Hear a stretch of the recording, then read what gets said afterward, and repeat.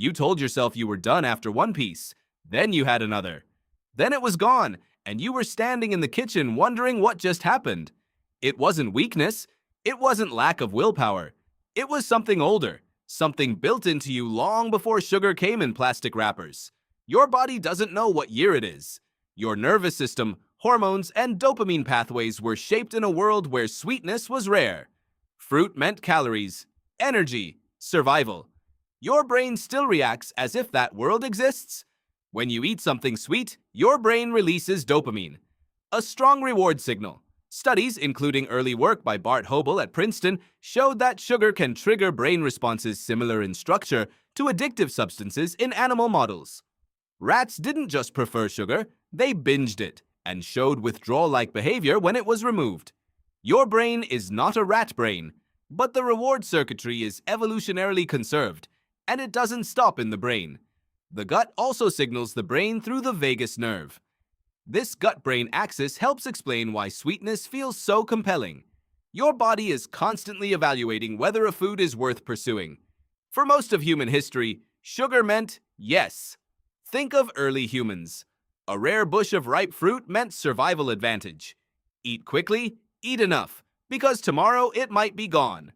That urgency was adaptive, but evolution didn't anticipate modern abundance. In the last century, sugar became constant, engineered into nearly every processed food. Not just desserts, but bread, sauces, cereals, drinks. Food scientists discovered it increases desire and repeat consumption.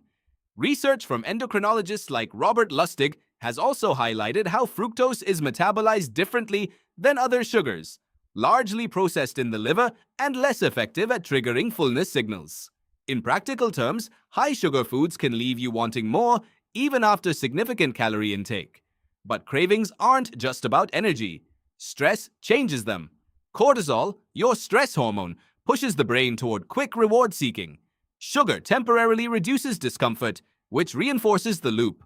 Stress to sugar to brief relief to crash to more stress. Psychiatric nutrition research, including work by Uma Naidu, describes how emotional states strongly influence food choices. Sleep deprivation and chronic stress both increase sugar cravings, while sugar itself can destabilize energy and mood afterward.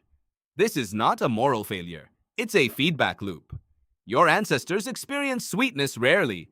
Seasonal fruit, wild honey when available. Their dopamine system had time to reset. Yours doesn't. Now sugar is always available, and the reward signal never fully resolves. The brain keeps expecting scarcity that never comes.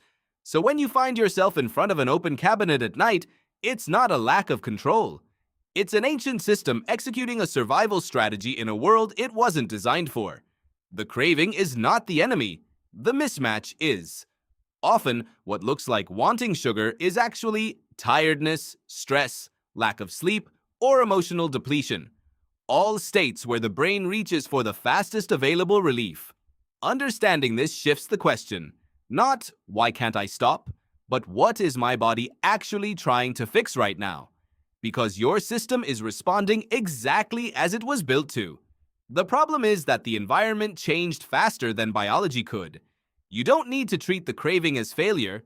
You need to recognize it as an outdated signal in a modern world.